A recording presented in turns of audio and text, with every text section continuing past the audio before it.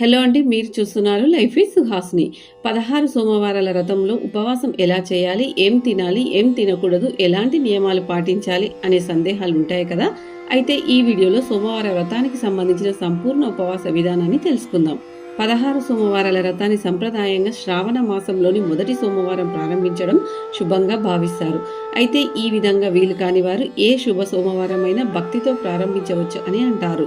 మన సనాతన ధర్మం ప్రకారం ఈ వ్రతం చేసేవారు ఉపవాసం ఏ విధంగా చేయాలి అంటే, వ్రతం చేసే రోజు బ్రహ్మ ముహూర్త సమయంలో నిద్రలేచి స్నానాది కార్యక్రమాలు అయిన తర్వాత శివుని ధ్యానిస్తూ సంకల్పం చేసుకోవాలి. తర్వాత 16 సోమవారాల వ్రత నియమాల ప్రకారం వ్రతాన్ని ఆచరించాలి.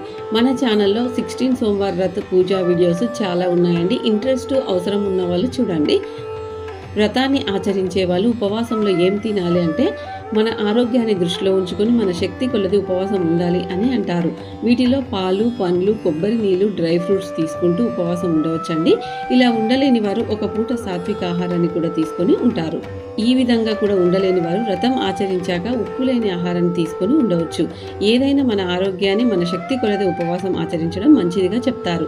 ఉదయం వ్రతం ఆచరించే వాళ్ళు సాయంత్రం దీపారాధన చేసి శివనామ స్మరణ చేసిన తర్వాత పూజ అనంతరం ప్రసాదం స్వీకరించి కూడా ఉపవాసాన్ని ముగించవచ్చు అంటారు. ముఖ్యమైన సందేశం ఏమిటంటే, ఉపవాసం అంటే ఆకలితో ఉండటం మాత్రమే కాదు, మనసు, మాట, ప్రవర్తనను కూడా పవిత్రంగా ఉంచుకోవాలి అంటారు. భక్తి, వినయం, శివస్మరణతో చేసిన వ్రతమే నిజమైన వ్రతంగా చెప్తారండి. ఈ వీడియో మీకు నచ్చితే లైక్ చేయండి, మన ఛానల్ని సబ్స్క్రైబ్ చేసుకోండి, కామెంట్లో ఓం నమః శివాయ అని రాయండి. ధన్యవాదములు.